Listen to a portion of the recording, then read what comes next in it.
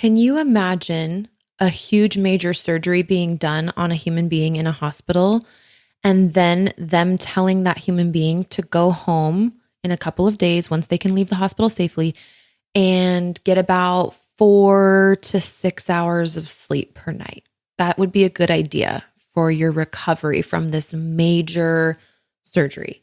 Now, I realize that birth is not always a surgery, right? Vaginal birth, even if there's an episiotomy, that would be a tiny little minor one. But C-sections are a surgery. So no matter what your age, no matter how you delivered your baby, I have a guide for you based on my own experience with having four babies, all very differently, from C-sections, emergency C-sections, to water birth, vaginal in a birth center, okay? And then also working with dozens of clients over the last 5 years. I've got some really good numbers here that you need to look at for your sleep in the first 6 to 12 weeks postpartum. Let's get started. Welcome to the Postpartum Coach podcast, where we embrace our needs as moms. We learn to lead ourselves first, then our families, and where we create our own healing from the inside out to find our way to the work we were meant to do in this world.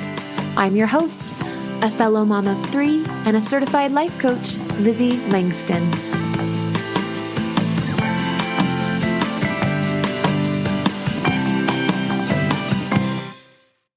Hello, everybody. Welcome back to the Postpartum Coach podcast. It's Lizzie. When I was postpartum with baby Ren, I just had her this last summer. I was writing things down all the time.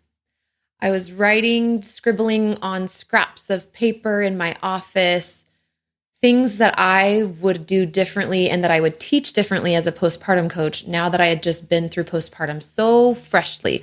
You see, I had my first 3 kids for all 4 years apart and in my 20s, mid to late 20s. And then I birthed myself and became a coach and birthed the coaching business that is the Postpartum Coach. So this was my first postpartum, having been, I would say, mental health informed.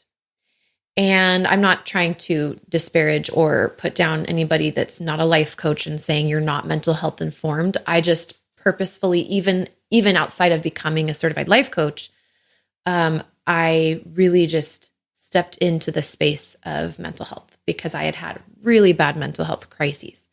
So I made it my business, literally and metaphorically, to become informed. And so then fast forward to 2023, the summer, I had baby Ren, and I also had 3 kids at home. I just realized I'm holding crystals in my hands in the video. I'll just keep them there because they feel good. So I had 3 other kids at home, and I still do. So I have 4 kids total. My oldest is 9. And then my daughter is almost 8. And then my son is 6. And then I have a newborn. So anyway, I've been having the best time just sifting through all the things. If you're on the video, they all look like this, just pencil, scribble. I can read them. I know what they say. But was I sleep deprived? Yes. Yes, I was. I also wrote some pretty dang good poetry during this time, which I would love to read to you sometime. But today's episode, I personally think is genius. I think it's so needed. And I wish somebody would have created something like this for me when I was a new mom. Because it's just eerily too commonplace to not get good sleep when you have a new baby, right? We all expect to be sleep deprived postpartum. And yet that is completely giving priority to the part of us that is the new mom. But what about the part of us that is a woman recovering from birth, whose body just did the ultimate act of creation and is so climactic and it needs so much attention and recovery? And then on top of that, how many of us had birth trauma, complications, really long labor? Maybe we got some sort of sickness or our baby did. And maybe we had birth trauma, hemorrhaged. Or a C-section, major surgery. Are you kidding me? Can you imagine Like I said in the beginning of this episode, can you imagine if a doctor was like, okay, you're going to be released from the hospital tomorrow. Surgery went great. And just make sure you get at least, maybe 4 hours of sleep and you should recover really quick. Said no doctor ever, because you know that the more you sleep, the better you recover. And so the cost here, when we only treat our bodies like for its motherhood and we say, okay, nurse the baby, okay, stay up with the baby, but we don't give our body what it needs to recover from birth, and it's not built into our postpartum culture, the casualty is your mental health. Sometimes the casualty can be your physical recovery too. You might see both. Oftentimes, the physical recovery just kind of happens because the body's in demand because the baby needs the milk. And so the last priority is kind of the energy just can't get up there to the brain. And while it's not that simple necessarily all the time, and while I'm not a medical provider, what I did is I have created, and I'm literally looking at it, and I created for you a visual. So if you want to see this episode visually on paper, just go to LizzieLangston.com/sleep guide, all one word, sleep guide. Okay. So I will put that link in the show notes of this episode, LizzieLangston.com/sleep guide, and you will be able to see this visually. You'll get a PDF. Okay. You will get it. It'll be like don't worry about it. You'll get it. But this is a guide of how much sleep you should be getting after you have your baby, specifically in the first 6 weeks if you delivered vaginally. And this extends to the first 12 weeks if you had a C-section or a surgery of any kind, which mostly I'm talking about a C-section, not like a little episiotomy, although episiotomies can be big. If you had any other big complications that were physically hard on you, I would say treat the first 12 weeks with this guide. If you consider your birth non-traumatic, maybe even beautiful, and everything went smoothly and it was vaginal, then you can just use this for the first 6 weeks. But I will say that even after the first 6 weeks, slowly you can get less sleep than this, okay? Now, this was inspired by my postpartum doula. Her name was Marlene. I hired her through Cherry Blossom Doula Services. This is not a paid sponsorship. I just think they're awesome. They're here in the Mesa, Arizona area. And I actually just went and got a massage there last week. They offer massages too for postpartum women. So great. And Marlene said that as a group of postpartum and birth doulas who are seeing a lot of women of all different backgrounds and ages and birth circumstances across the Phoenix Valley, they said that they noticed that more intrusive thoughts, like women will struggle with the scary intrusive thoughts when they're getting less than 6.5 hours of sleep. So I didn't know that, and I was struggling with intrusive thoughts. And one day, Marlene, my postpartum doula, came over, and she was cooking a HelloFresh meal in my kitchen for me, which I had ordered before I had the baby. And she was just chatting with me. I was just, the baby was even asleep, but I just needed some human interaction. So I was talking to her, and I decided to just tell her that I had had a scary thought the night before in the middle of the night while I was feeding the baby a bottle. And she's like, well, how much sleep are you getting? And so this is where I want to say that I have amazing mental health tools. Like I have a complete library. If you buy my online course, Postpartum Freedom, I have 5 hours plus downloadable worksheets and stuff that will really up-level you and support you and help you become resilient postpartum. And it'll help you feel less crazy. And getting enough sleep is also your best friend. And I would say that sleep is an incredibly huge priority. It's one of the first questions I ask all of my clients. And so that is why, being the postpartum coach and having just gone through this, I created this guide. So once Marlene told me that fact, I made it a point to get 6.5 hours of sleep. And we're talking about per 24 hours, okay? I have a really awesome series on this podcast that you need to check out if this podcast topic is resonating. It's the 10 lifelines for postpartum thrival and survival.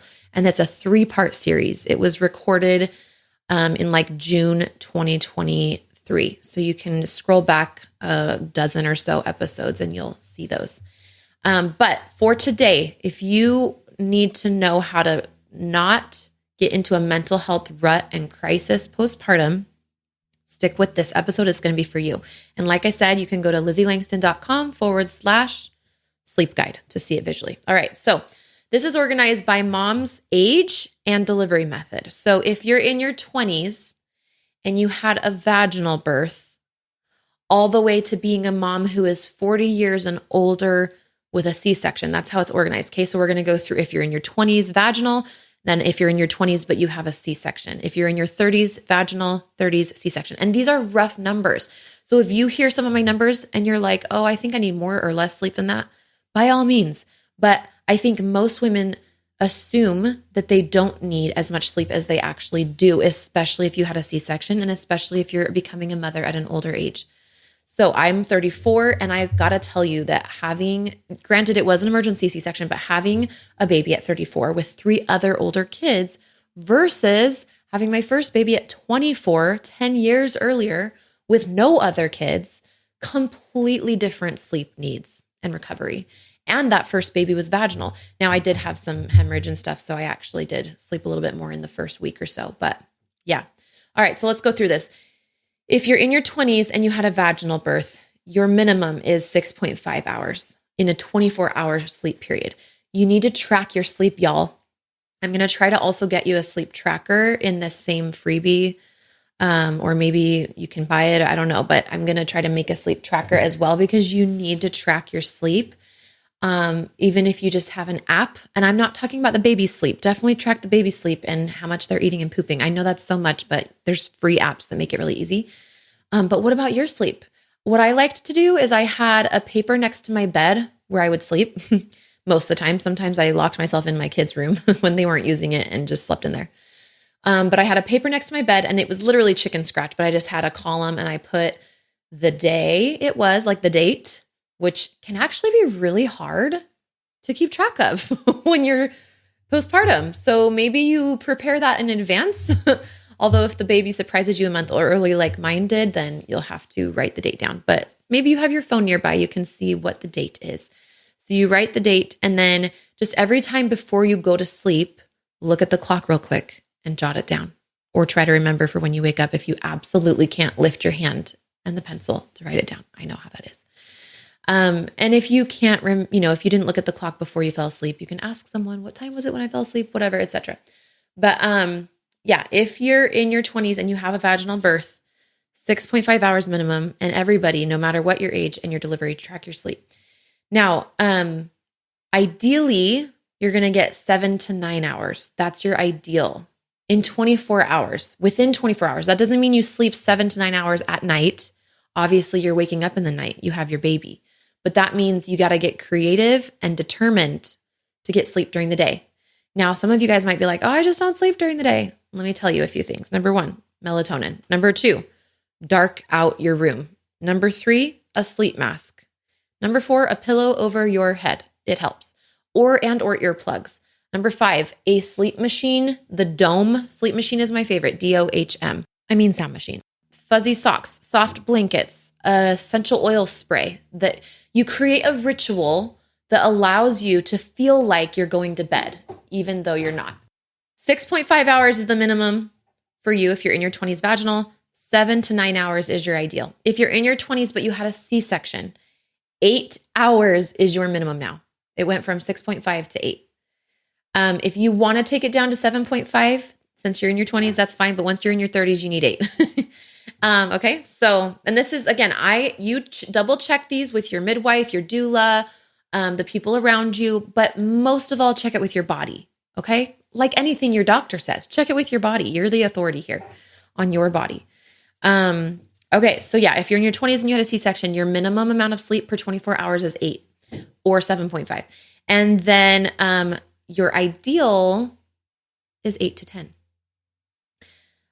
In your 30s, if you had a vaginal, 7 hours minimum. The later on in your 30s, the more you want to get 7.5 or 8 hours of your minimum. 8 to 10 is ideal. If you had a C-section and you're in your 30s, 8 hours is your minimum. Okay, hold on. Oh, I can't hold on. Okay, never mind. I'm recording a video. So I will just say that I'm going to go ahead and say it's 7.5 minimum for if you're in your 20s and you're having a C-section. I wrote that down wrong. Okay, so I'm going to change it right now. 7.5 minimum if you had a C-section and you're in your 20s, 8 to 10 ideal. And then if you're in your 30s and you had a vaginal, it's 7 minimum, 8 to 10 ideal. If you're in your 30s and you had a C-section, it's 8 hours minimum and 10 to 12 is ideal. And that's per 24 hours. It doesn't just have to be at night. Okay, in your 40s, if you became a mom in your late 30s or early 40s, definitely, you do not want to be getting less than 8 hours of sleep in a 24-hour cycle. And 9 to 10 hours is ideal if it was a vaginal birth. If you had a C-section, 9 hours is your minimum and 10 to 12 hours is your ideal. So you might be like, this is crazy. Nobody gets that much sleep postpartum. And I'm like, have you seen the statistics? 7 out of 10 women struggle with their mental health postpartum.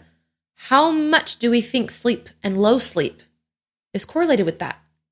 According to this postpartum doula, who as an organization and many doulas and many moms throughout the valley, I'd say there's like a dozen doulas and then hundreds of moms throughout the valley over the years they've served. They've seen a general trend, 6.5 hours of sleep or less, and those intrusive thoughts start. And the older you are and the more challenges physically you have to overcome in the physical recovery, whether it was tearing or C-section, the more help your body's going to need. And that comes in the form of sleep. So this just really shows us, if you're shocked at this, I would have been too until I lived it and realized I could not function with less than 8 hours of sleep this time around. No joke. And at first I was like surprised and ashamed by it, but it was to the point where I was like, there's nothing I can do about it. If I don't get 8 hours of sleep, I'm going to emotionally melt down and have an intrusive thought. So for me, it wasn't even 6.5 hours. It was 7.5. I needed a full 8 hours in 24 hours. What is that? 1/3 of my waking, or 1/3 of my whole entire cycle of 24 hours was sleeping. With a C-section, that's what I needed. So anyway, the shock that you might feel at this idea that you could get and need to get more sleep than like 4, 5, 5.5, 6, the regular normalized sleep deprivation, it just goes to show how much our culture focuses on the baby and the mom. Now, I'm not saying neglect your baby. I'm saying you might not be able to take care of yourself the way you need to be taken care of and the baby. And so who can you ask for help that you trust, or who can you pay and hire to help you? A sleep doula is an actual thing. I wish it was covered by insurance. Ask your insurance though, because these days, post-pandemic, a lot of insurances are taking mental health more seriously and they're covering more. So ask them before your baby comes if you can. Now, if you had any complications such as a postpartum hemorrhage or a hemorrhage during labor or group B strep or a long labor, you want to add an extra hour or hour and a half per 24-hour cycle to that minimum. So instead of 6.5 minimum in your 20s for a vaginal birth, that would be 7.5 or 8 hours minimum if you had extreme complications. I remember when I was recovering physically from my postpartum hemorrhage, I hemorrhaged a quarter of my body's blood supply unexpectedly because I had to get on Pitocin and magnesium. I had preeclampsia. So I had a few risk factors. Not everybody experiences that, gratefully, but I lost so much blood and I did have a blood transfusion, but my recovery was arduous. And I was gratefully younger. I was 24. I had a lot of support and family and a husband around me. So I was able to get the sleep I needed. But yeah, add an extra hour or so of sleep per 24 hours if you had something like that. And then remember, even when you start feeling better, for the first 2 weeks that you start feeling more energy, I challenge you to continue sleeping as if you didn't have the energy.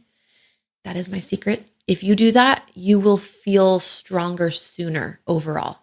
If you start if you start feeling a little bit better and then you start using the energy rather than letting it build up, it's going to be a longer recovery overall. So that is my thing. Sleep like it is a life skill. Sleep like it is a medical emergency. If you don't, because so many problems, including, physical infections and complications and also mental health, postpartum can be avoided with really good sleep. And again, if you want to see this visually, because I know it was kind of a technical episode, I did write it down for you. Go to lizzieLangston.com/sleep guide. All right. And you will be able to download it. And I will see you in the next episode. Make sure you share this podcast with a friend. There are so many women who need this free resource right now. Even if they could never afford, any sort of coaching services, please get this episode out into as many women's hands as possible. If they're pregnant, if they're thinking about conceiving, if they're postpartum, if you know that they're probably going to have more kids in the future.